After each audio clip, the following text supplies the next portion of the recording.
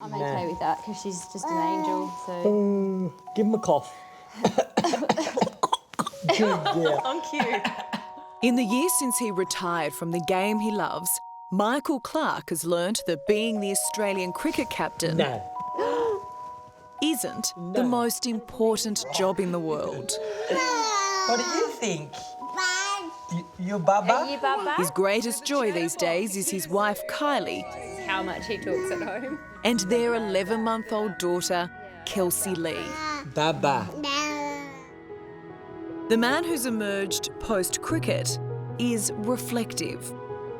And for the first time, he's confronting the scandals that have dogged his career and private life. The cricketing establishment is still hugely conservative, and you come along with your dyed blonde hair, the diamond stud earring, the tattoos, driving a Ferrari and the model girlfriend. The no Ford Ute or Holden Ute, the no cattle dog, I don't drink VB, tattoos, all of that stuff is not in the mould of what the perception is that Australia wants their captain to be. Do you feel the need to defend or apologise for your younger self? I've apologised enough. I haven't done anything wrong. I just did it my way. On the field, this was his way. Aggressive and fearless. His highest score, 329 not out at the SCG, is one of the great innings. What a moment for Michael Clarke. But off the field, we couldn't work him out. And as many people loathed the 35-year-old as admired him. I hated not knowing why people didn't like me, or why the media perception was, you know, they didn't like me. I couldn't look deep enough within to see that criticism. People liked the way you played cricket, your aggression, your style on the field, but they didn't like you as a person. The negative stuff I would read, and I felt like I was reading it in bold letters. It was like the font was this small, but I would read it this big. You know, you're selfish, you don't care about the team, you're an upstart, you know, so that was hard to deal with. Did all that negative attention take any of the shine off your love for the game? It was nearly like the cricket became my deserted island. The cameras could only film the cricket, they couldn't film me. Michael's passion for the game was obvious from a young age. From the moment he could walk, he had a cricket bat in his hand. Cricket or football in the front, I think. And the front yard of his Liverpool home in Sydney's western suburbs was his first sporting stage. Imagine how you mowed the lawn. I only mowed the pitch, so I left the rest of the lawn because I wanted a thicker outfield, and I would mow a strip straight down the middle here, and that was our cricket field. And what did your mum think of that? Yeah, Mum wasn't happy. Dad wasn't happy either. I think I broke that window about 15 or 20 times, so yeah, I still owe Mum money for it. It's been 16 years since Michael lived here. I'm a treat, yeah. So far, so good. But he's still the neighbourhood's favourite son. Your 329 at the SCG was the best thing I've ever seen. You'd still be batting now if you didn't retire. You're very kind, mate. Thank you. Thank you very much. Not having a lot of money growing up, do you think that played a role in your desire to have nice material things later in life? Definitely. The materialistic things were always something that I saw as a reward for hard work. I had that picture of that Ferrari on my wall, and I remember telling Mum at about 13 that somehow I'm buying that car, and Mum and Dad would be nervous. Is this kid going to rob a bank? He's not smart enough to make that money at school. You're not going to be a doctor. He was my best friend my whole life, really. Look, I'm already going to cry. These days, Michael and his big sister Leanne Quinn have swapped their backyard games for the treadmill. Growing up, they always had each other's back. You were so scared of that dog. And still do today. Lee believes Australia never really got to know her brother. Ringo. I know that people see someone with a really hard exterior, but he's not. He's just Mikey. He's soft and he's gentle and he's loving and he's an amazing uncle and dad. And You're so He might be Mikey to Sister Lee, but to the nicknamed obsessed Australian team, he was Pup. Put your hand in the air, raise the bat. From the moment the 23-year-old burst onto the international scene in 2004, with 150 on debut in India, he was a superstar, the game's new golden boy. But he was riding for a fall. My success got me to a stage where my priorities changed. So was And it I all think- too much? Definitely, 100%. And I knew no better. You know, I was partying, I was doing media, I was signing deals with sponsors. And it took me getting dropped from the Australian team to give me that kick up the bum.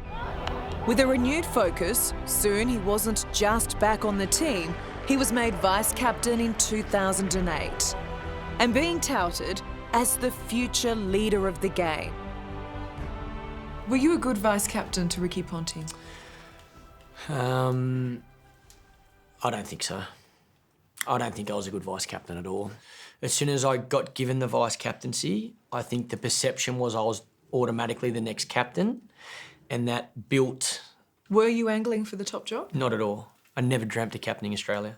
I couldn't care less if I captained Australia, Ali or not. Honestly? Made no difference. I was really happy with where I was. I had my own goals. Ricky thought you were trying to take his job.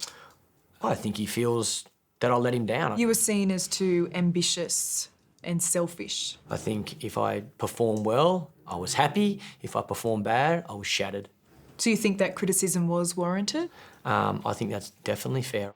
But not so fair was the attention his engagement to model Lara Bingle attracted.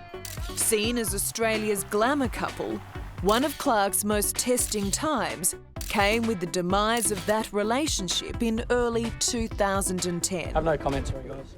After an old photo emerged of a naked Bingle in a famous footballer's shower.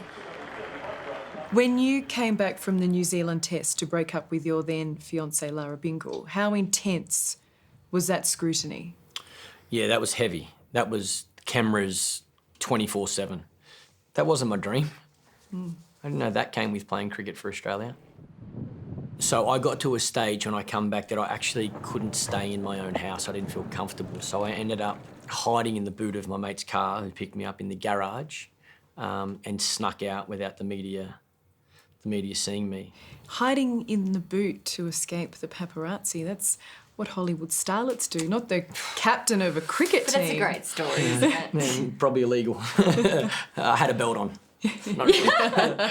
Plumbers at their former Bondi love nest tried to find any signs of her 5-carat, $200,000 engagement ring. The plumber Yeah. for the engagement ring down the toilet. Truth or fiction? I'd like to say I'm a very silly man, but I'm not that silly. I'm not throwing any diamond ring down a toilet. Complete, made up, 100% bullshit. I mean, did you invite that media attention because of the lifestyle you were living? Some people will say yes. What do you think? I think I was living how I loved living. People saw a flashy dickhead. Yeah. Answer could only be, this guy's a dick. Maybe I am, but I didn't do anything. I didn't plan to be different. You tell him. Michael Clarke's wife, Kylie, is one of his fiercest defenders. The pair went to Westfield Sports High together, although back then, the young dancer barely noticed the promising batsman. There was a chance meeting at a local nightclub pre-Lara Bingle, but Clarke lacked his trademark courage. I asked my best mate, to go and ask for a number. And Kylie didn't approve of that. She said, if Michael wants my number, he can come and ask. Well played. So Thanks. after she told me she didn't know who I was, had no idea we went to school together and wouldn't give my best mate her number, I was more than happy to go to the 7-Eleven, get myself a meat pie and take off home. Years later, their romance blossomed over Twitter. I believe you made the first move. Well, Yes, Ali, that is correct. But before they made it to the altar, Kylie found she had a lot to learn about the other love in his life. I knew something about a Boxing Day test and the name of Ricky being a captain, but I had no idea.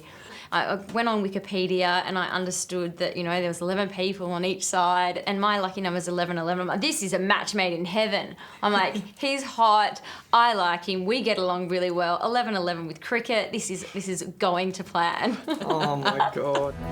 With Kylie on the scene, the scandals of his personal life were now behind him. But his forthright nature saw him often clash with teammates. He even came to blows with popular batsman Simon Cattage in a dressing room dust-up about when they should sing the traditional team song. He's never spoken of it until now. Did you throw a tantrum? I think a lot of us were getting wound up. So I think I had every reason to be pissed off. But I don't think my language was appropriate to Cato. Did Simon grab you by the shirt? Yes. Do you think that Cattage's anger at you leaving the dressing room was reflected by more than one member of the team? Oh, definitely. It turned out, I found out 4 days later that Matthew Hayden was going to retire after that test match. So I think Haydos was pissed off as well that happened in his last test. Then there was the spat in 2013 with his then vice-captain Shane Watson. It also made front-page news. You called Shane Watson a cancer on the team. No, I didn't say that. I said that there is a number of players or a group in this team at the moment that are like a tumour.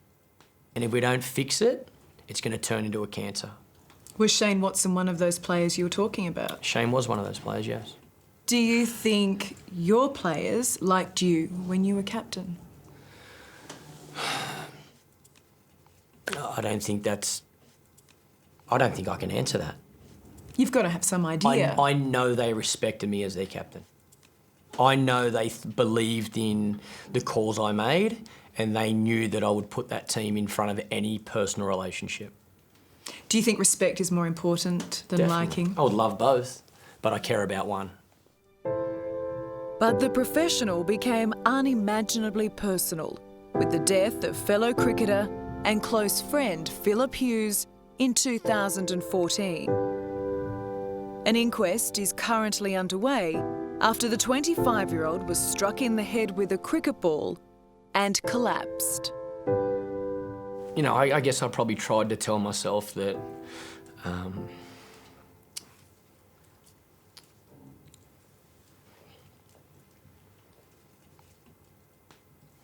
that there's a chance it could be okay. But I think I knew there wasn't. Whether or not he heard, did you get a chance to say goodbye to him? That's the thing that I hate the most, to be honest, Ali, because I spent that whole night talking to him, and that breaks my heart the most.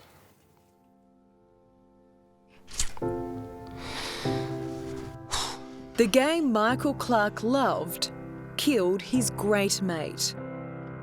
But rather than give in to his own grief, we must dig in and get through to tea. He stood tall and showed what it means to be a leader. And we must play on. So rest in peace, my little brother. I'll see you out in the middle. And I guess he lost that best friend that he went on tour with. And I think that I personally saw a change in him after that happened.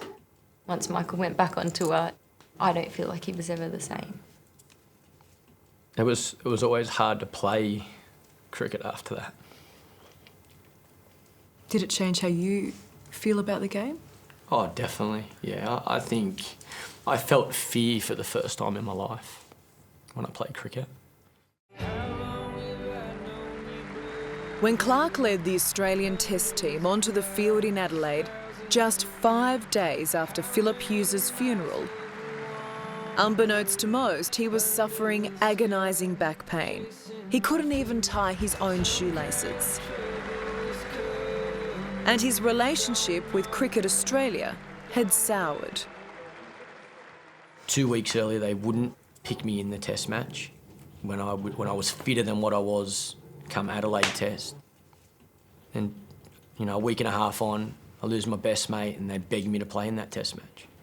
So I was burning inside because of that. You led a heartbroken team onto the field in Adelaide at a time when physically you probably shouldn't have been playing. Yeah, it was, that game was different, Ali. That feeling in my head was so different. The last century that you scored for your country was for your mate Phil Hughes. 28th Test century, none more emotional. And win. He liked winning as well. I was going to say. Yep. Yeah. Was this one here in the corner? Today, Michael's established his own cricket academy, grooming the next generation of superstars. Play the first game for Australia here at the SCG. Any time I made 100 for Australia was very... He's also back on the field in grade cricket, playing for his beloved Wests. Honestly, that's the only reason I'm here, to help these guys and to play the game that I've always loved. Well, you were the young thing, now you're the elder statesman, you're the old bloke. I still feel young though. These boys will keep me young, that's for sure. Throughout his incredible career, Michael Clarke has remained defiant and unapologetic.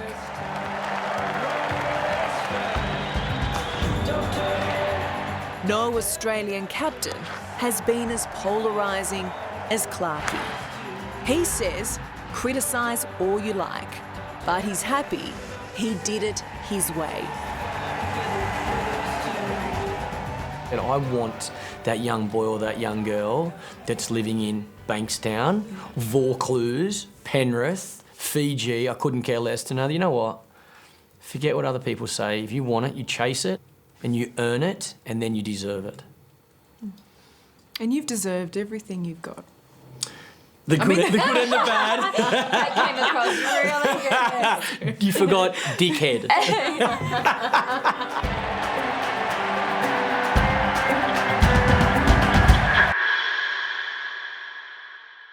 Hello, I'm Allison Langdon. Thanks for watching.